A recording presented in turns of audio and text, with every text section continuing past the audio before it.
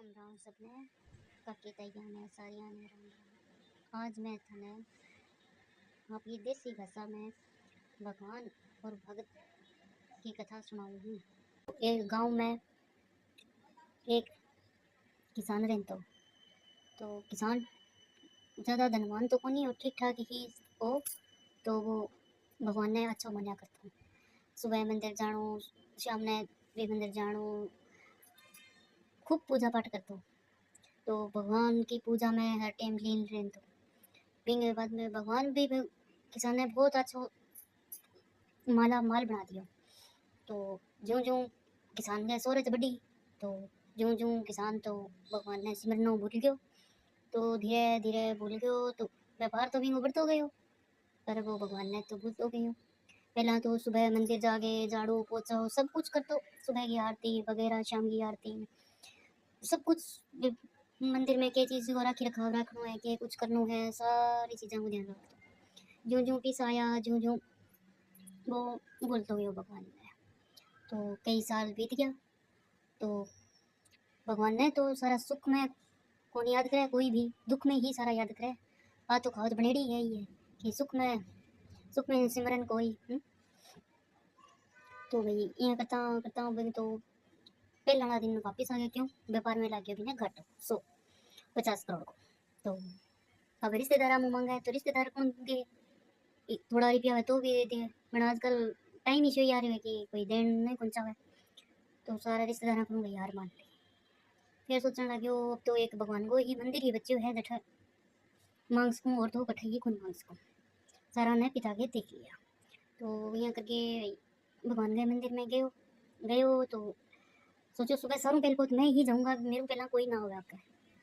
तो रात में जल्दी सो गयो, सुबह जल्दी उठ गए, नहा धो गए, मंदिर में गयो तो भी पहला तो भिखारी भगवान जी के आगे खड़े हो प्रार्थना करे कि हे भगवान, मैंने आज 100-200 रुपया को जुगाड़ बनवाती कि मेरे लुगाई बीमार है, तो बिना लुगाई ने दवाई दिला के लानी है।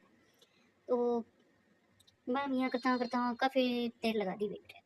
तो लारे वो सेठ खड़े किसान खड़े हो, सोचा है कि तो बहुत टाइम लगा दियो। मैं सोचो भगवान ने सारू पहले को तो नहीं देखूंगा, मैं ही बात करूंगा कि भगवान को मन क्या अच्छा हुआ वो। तो वो कह दे तो देखो भगवान मन 100 रुपया दे, 200 रुपया दे, करता करता फिर वो बोलियो चल ए ला 200 रुपया तू तेरी लुगाई ने दिखा गया, अब जा तुम इंद्र उठो खड़े हो गए जा। तो वो बोलियो ठीक है जी, वो फिर उठ जाओ। तो यहाँ फिर भाई जाट बोलियो कि मैं तो 100 करोड़ रुपये की जरूरत है, 50 करोड़ रुपये की जरूरत है, 100 करोड़ रुपया की भी जरूरत पड़ सके। तो मैं क्या करूँ कि मेरा जुगाड़ बढ़ जाए। तो परमात्मा बोलियो कि तेरू बड़ो कोई सेठ आवेगा वो तेरी इच्छा पूरी कर देगा। कह नहीं नहीं, मैंने तो थारू ही पूरी करनी है। तो वो बोलियो कि मैंने तो थारू ही पूरी करवानी है। तो भगवान बोलिया कि भाई देख, जब तेरे कने कुछ भी कोनी हो, जब तू सुबह शाम सवेरे सब कुछ दुख सुख सब कुछ मेरा सगा बंटिया करता हूँ, तो मैं भी ने सोच विचार के तने जिया जिस हिसाब में तन देना बिया मैं दियो। अब ते मेरे कने आनो ही बंद कर दियो, ते मैंने सिमरनो ही बंद कर दियो, सारी चीज ही बंद कर दी। तो अब तो तने लाइन में लगना ही पड़सी। लाइन में लगे को तेरू बड्डो कोई सेट आवे को तो वो तेरी इच्छा पूरी करते हैं वो।